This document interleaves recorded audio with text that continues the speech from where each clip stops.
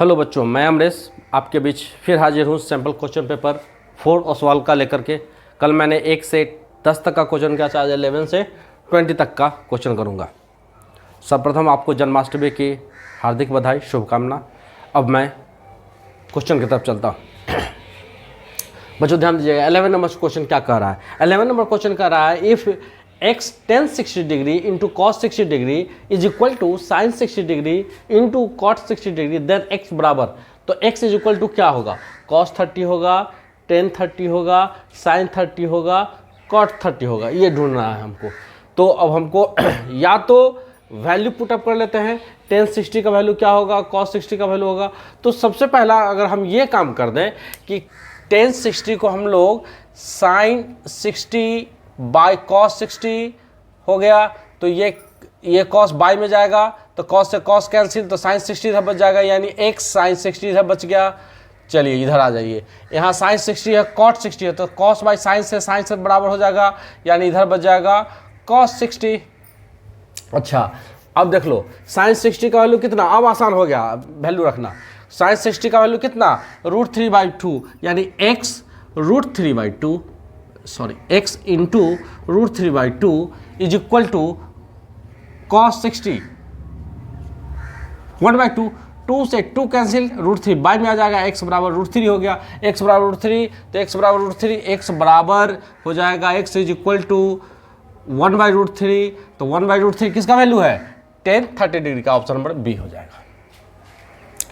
अब आते हैं क्वेश्चन नंबर 12 में, इफ cot थीटा बराबर 1/√3, तो cot थीटा बराबर 1/√3 the value of sec square theta plus cosec square theta. तो कब cot थीटा का वैल्यू 1/√3 होता है, तो ध्यान रखना है कि tan का ठीक इन्वर्स होता है cot, तो tan का इन्वर्स है, तो tan अगर 60 डिग्री √3 है तो cot 60 डिग्री 1/√3 हो जाएगा। तो कन्फर्म है कि थीटा का वैल्यू 60 डिग्री हो गया। अब यहाँ sec स्क्वायर 60 डिग्री और cosec स्क्वायर 60 डिग्री, तो sec 60 डिग्री कितना हो जाएगा, cos 60 यानी 1/2 का, यानी 2 का स्क्वायर यानी 4 प्लस cosec स्क्वायर 60 डिग्री, तो cosec 60 डिग्री कितना हो जाएगा, 2/√3 हो जाएगा, क्या कि sin 60 होता है √3/2, तो 2/√3 हो जाएगा, तो 4/3, तो 4 × 12 4 16/3, 5 × 15 1 16/3, ऑप्शन नंबर डी। चलिए in the figure below what is the length of A B. अच्छा ये फिगर दे रहा है, इसमें ए बी का लेंथ पूछ रहा है, तो ध्यान रखना बच्चों, अगर ये यहाँ 90 डिग्री बन रहा है परपेंडिकुलर और ये 45, देन ये भी 45 होगा, तो ये और ये 42 इक्वल होगा, यानी ये भी 45 हो जाएगा। अब आता है, पूछ रहा है लेंथ ऑफ ए बी। अच्छा ये भी पूछ रहा है, तो इसका और इसका यानी परपेंडिकुलर पी और बी का रिलेशन है, परपेंडिकुलर और बेस का रिलेशन है, और वो भी tan 30 डिग्री, तो 1/√3 हो जाएगा, तो 1/√3 बराबर कितना हो जाएगा 45, अब बाई इतना यानी 45/45 प्लस ए बी, क्रॉस गुना कर देंगे तो कितना हो जाएगा 45√3, ए बी बराबर 45√3 माइनस हो जाएगा, ए बी हो जाएगा 45 plus a B is equal to 45√3, और ए बी बराबर क्या हो जाएगा 45√3 माइनस 45, तो हो जाएगा 45 कॉमन करिए तो √3 - 1 मीटर, तो 45 × √3 - 1 मीटर, ऑप्शन नंबर सी। बस दिमाग लगा देना, ऐसा क्वेश्चन आए बस पूरे ध्यान रखना 45 और 30 रहे, इसका जो वैल्यू आएगा उसको क्रॉस को मल्टीप्लाई करके इसको माइनस कर देना है, यानी √3 - 1 हो जाएगा 45। चलिए सी हो गया। बच्चों हम लोगों ने 13 तक का क्वेश्चन देखा, अब हम लोग क्वेश्चन नंबर 14 में चलते हैं। क्वेश्चन नंबर 14 कह रहा है in the given figure if P Q R is the tangent, P Q R tangent है to a circle at Q, है ना, टेंजेंट है यानी क्यू जो है पॉइंट ऑफ कॉन्टैक्ट है, whose centre is O, centre O है, A B is a chord parallel to P R, A B जो है पी आर के पैरेलल है ना, तो पी आर के पैरेलल है, तो ये पैरेलल हो जाएगा, तो ये ट्रांसवर्सल हो जाएगा इसके लिए, P R to parallel, and B Q R is 70 degree, B Q R ये 70 डिग्री है, ये 70 डिग्री, तो ये और ये पैरेलल है, तो अल्टरनेट इंटरडियर से ये भी 70 हो जाएगा, ठीक है। तो A Q B is equal to, अब देख लीजिए सेंटर से जब किसी भी कॉर्ड पर परपेंडिकुलर डाला, ये परपेंडिकुलर है, परपेंडिकुलर जाता है तो सेंटर को 2 इक्वल भाग बांटता है, यानी M B is equal to M A हो जाएगा, M B is equal to M A हो जाएगा। चलिए, और एम क्यू क्या हो जाएगा, दोनों ट्रायंगल के लिए कॉमन हो जाएगा। हम देख रहे हैं triangle A Q M and triangle B Q M में, तो देखिए एम क्यू दोनों ट्रायंगल के लिए कॉमन हो गया, इतना बराबर इतना होगा, और ये 90 डिग्री इधर भी 90 डिग्री, यानी साइड एंगल साइड क्राइटेरिया से ये कंग्रुएंट हो जाता है। तो जब कंग्रुएंट हो जाता है तो इसका मतलब अगर ये 70 डिग्री तो ये भी 70 डिग्री बाई CP/CT, तो 70-70। अब इस ट्रायंगल पर हम लोग कंसीडर करते हैं ए बी क्यू पर दो एंगल 70-70 डिग्री, तो बचा हुआ एंगल कितना डिग्री, 70-70 140, तो 40 डिग्री, तो 40 डिग्री इज द आंसर हो गया। अब क्वेश्चन नंबर 15 में आते हैं। क्वेश्चन नंबर 15 क्या कर रहा है, the diameter of a circle whose area is equal to the sum of the areas of two circles of radii 24 centimetre और 7 सेंटीमीटर। दो सर्किल है जिसका रेडियस 24 सेंटीमीटर और 7 सेंटीमीटर है, दोनों को जोड़ करके जो सर्किल बनेगा उसका डायमीटर पूछ रहा है। तो पाई आर स्क्वायर यानी pi common, pi r square इसका भी कर देंगे इसका भी कर देंगे, तो दोनों का ऐड करेंगे तो पाई कॉमन हो जाएगा, और इसका आई आर हो जाएगा 576, इसका 749, तो हो जाएगा 625 पाई। ये तो आ गया इसका, यही एरिया है बड़े वाले ट्रायंगल सर्किल का, तो ये पाई आर स्क्वायर, पाई से पाई कैंसिल, आर स्क्वायर तो 25 का स्क्वायर, यानी r is equal to 25 centimetre, तो डायमीटर हो जाएगा 25 इंटू 2 50 सेंटीमीटर, 50 सेंटीमीटर 50, ये ऑप्शन नंबर डी। अब क्वेश्चन नंबर 16,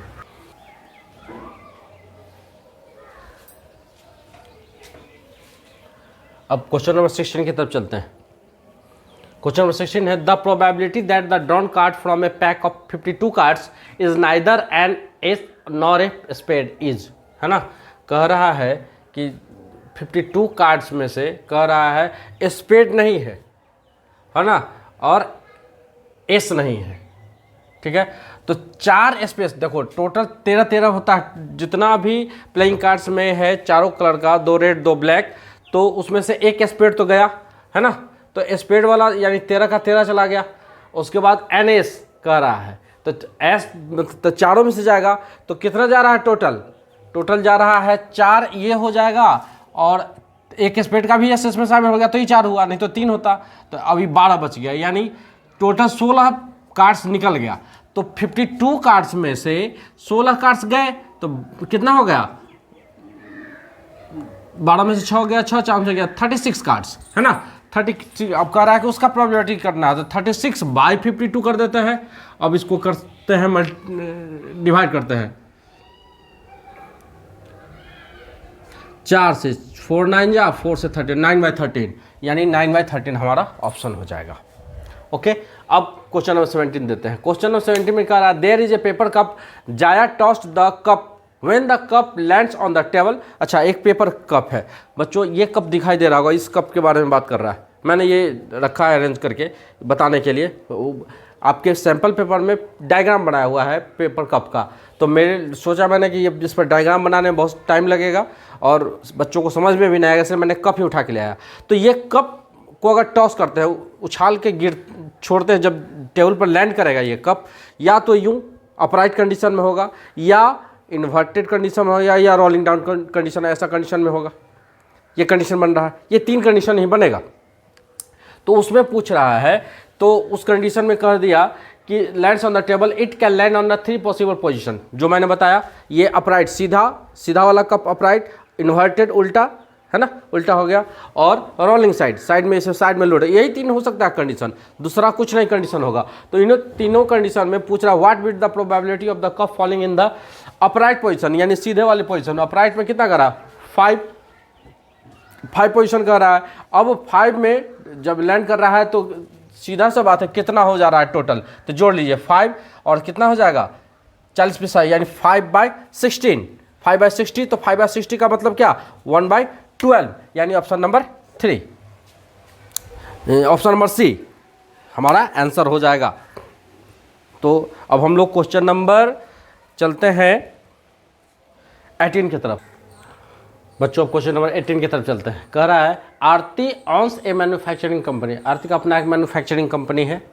सी हायर्स 5 सुपरवाइजर्स, उसने 5 सुपरवाइजर्स एंड 20 ऑपरेटर्स हायर किया है, अपॉइंटमेंट किया है 4 या 6 मंथ, 6 महीना के लिए कोई प्रोजेक्ट है, 6 महीना का कोई एक प्रोजेक्ट है, उसके लिए 5 सुपरवाइजर और 20 ऑपरेटर्स को उसने हायर किया।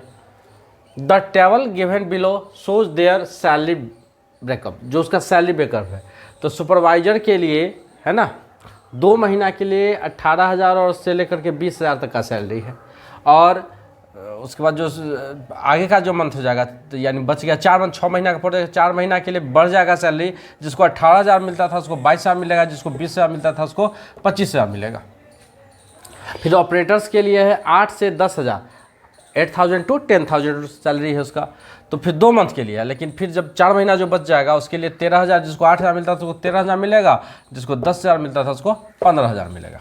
अब आगे क्या कर, आरती एग्रीज टू पे द मैक्सिमम डिसाइडेड अमाउंट, है ना, मैक्सिमम अगर 18,000 से 20,000 तो 20,000 देगी, है ना, 8 से 10,000 है तो 10,000 डिसाइड कर लिया सैलरी टू द ऑपरेटर्स, है ना, amount as salary to the operators, operators का जो सैलरी है उससे जो मैक्सिमम है, यानी 10,000 है तो 10,000, फिर 15,000 होगा तो 15,000। What would be the total amount that Aarti will have to pay the operators for the first 2 months? अच्छा, तो 2 मंथ्स के लिए ऑपरेटर्स को कितना देना पड़ेगा, तो कितना है, देखो 2 मंथ का तो किराया सैलरी इतना है, 10,000 है मैक्सिमम, तो 10,000 है 2 मंथ के लिए सैलरी दे रहा है, और ऑपरेटर्स कितना है, 20 ऑपरेटर्स है, यानी 20 इंटू 10,000 यानी 2 लाख हो जाएगा। किधर गया, option number B correct answer हो जाएगा। बस इतना ही करना था, पूरा बोर्ड भर गया एक क्वेश्चन से, और आंसर करना है सिर्फ 1 नंबर का, तो इस पर हम लोगों को ध्यान देना होगा। पहले तसल्ली से पढ़ लेंगे, कोई दिक्कत नहीं है इसमें, बड़ा क्वेश्चन है तो, लेकिन आंसर अच्छा से करेंगे, 1 मार्क्स आएगा, आसान क्वेश्चन है।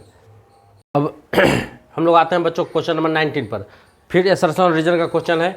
ए दिया हुआ है, ए और आर दोनों सही है, लेकिन आर जो है ए का करेक्ट एक्सप्लेनेशन है, ए का है ऑप्शन ए में, ऑप्शन बी में है कि ए और आर दोनों सही है, बट आर जो है ए का करेक्ट एक्सप्लेनेशन नहीं है। सी दे रहा है कि ए सही है, बी गलत है, और डी दे रहा है कि ए गलत है, बी सही, आर सही है ना, असर्शन सही है, रीजन ट्रू है। सी में वही A for assertion is true but R is reason is false. अब हमको आगे क्वेश्चन पर विचार करना। 19 में क्वेश्चन देखते हैं क्या कह रहा है। If the height of the cone is 10 centimetre, एक कोन है जिसका हाइट है 10 centimetre.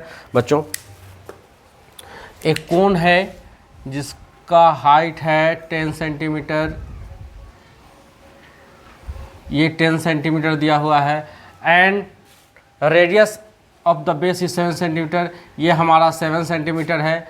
Then the volume of the cone is, क्या हो जाता है volume of cone, volume of cone होता है 1/3 pi r square h, 1/3 22/7, r है 7 × 7, एच है 10, 7 से 7 कैंसिल, कितना हो जाएगा 70, 22 7 154, 1540/3, 3 5 जा 15, 5 है ना, 3 1 जा 3, 5 1, यानी ये लगभग सही आ रहा है। यानी हम एक बार चेक कर लेते हैं, 3 3 3 जा 9.3, यानी ये सही है, यानी ए सही है हमारा।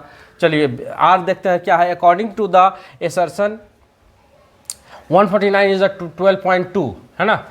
अच्छा 149 का वैल्यू दे दिया, रूट अंडर 149 आया तो बच्चों को इसका स्क्वायर रूट निकालना नहीं पड़े।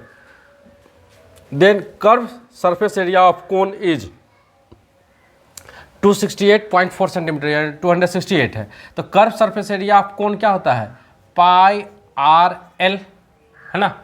तो एल हमारा क्या हो जाएगा, h square plus r square, h square plus r square, l तो पहले निकाल लेते हैं, तो हो जाएगा 10 का स्क्वायर 100, 7 का 49, यानी रूट अंडर 149। तो इसका वैल्यू क्या दिया 12.2, तो पाई का वैल्यू 22/7 इंटू आर हमारा 7 हो गया, और एल हो गया 12.2। 7 से 7 कैसे, 22 दूना 44, 4 22 दूना 44, 4 48 के 8 हाथ में 4, 22 अब 22 4 26, एक अंक, यानी ये भी सही है 268.4, तो ये भी सही है हमारा। अब आते हैं कि चलिए, तो इसका ऑप्शन क्या हो जाएगा, ए का करेक्ट एक्सप्लेनेशन क्या है, आर है, यानी ऑप्शन नंबर ए हो जाएगा, दोनों सही है, तो 19 का ये हो गया। अब क्वेश्चन नंबर 20 में आते हैं, क्या कह रहा है। A B C are in A P and if and only if 2b बराबर है, तो हम लोग जानते हैं ना T2 माइनस T1, ये T2 हो गया, ये T1 हो गया, ये T3 हो गया, तो T2 minus T1 is equal to T3 minus T2, तो क्या हो जाएगा इसमें B minus a is equal to C minus b, b इधर आके प्लस हो जाएगा तो 2b, और उधर हो जाएगा c प्लस ए, तो 2b बराबर c प्लस ए, करेक्ट है, सही है। तो ये सर्सन ए तो सही निकल गया। अब आते हैं रीजन में क्या कर रहा है, the sum of first n odd numbers is a square, तो फॉर्मूला होता है, देख लीजिए 1 + 3 + 5, 5 3 8 1 9, 3 नंबर है ना, 3 का स्क्वायर 9 हो जाएगा, इसको जोड़ेंगे तो 9 यानी n स्क्वायर इसका, तो करेक्ट है। लेकिन इससे कोई रिलेशन नहीं है, तो a and r both are correct but r is not, तो यानी ऑप्शन नंबर बी हो जाएगा, r is not the correct explanation of a, तो यानी 20 के लिए ऑप्शन नंबर बी हो जाएगा आंसर। तो बच्चों मैंने आज क्वेश्चन सैंपल पेपर 4 और सवाल का कंप्लीट कर लिया 20। फिर अब मैं अगले वीडियो में सैंपल क्वेश्चन पेपर 5 लेके आऊँगा, उस समय तक आप लोग इसकी तैयारी करें। फिर मैं कल इसके साथ उपस्थित होता हूँ सैंपल क्वेश्चन पेपर 5। अब आप लोग से आशा है कि आप लोग प्रैक्टिस करें, मेथड्स को देखें कि कैसे मैं इसको सॉल्व कर रहा हूँ, आप लोग इसको अपनाएं, और मैं ये वादा करता हूँ कि आपको मैथ में 95 से एवर मार्क्स आएंगे। अब रह गई बात थोड़ी सी कि आप मुझे प्रोत्साहित करें, आप मेरे चैनल को सब्सक्राइब करें, जिससे मैं भी प्रोत्साहित हूँ और मैं आपके लिए वीडियो लेकर हाजिर होता रहूँ। मैं आपको वादा करता हूँ कि मैं आपको 95 एवर दिलाऊंगा ही, बशर्ते आप मेरे साथ जुड़े रहें और आप चैनल को सब्सक्राइब करके पढ़ना शुरू करें। धन्यवाद।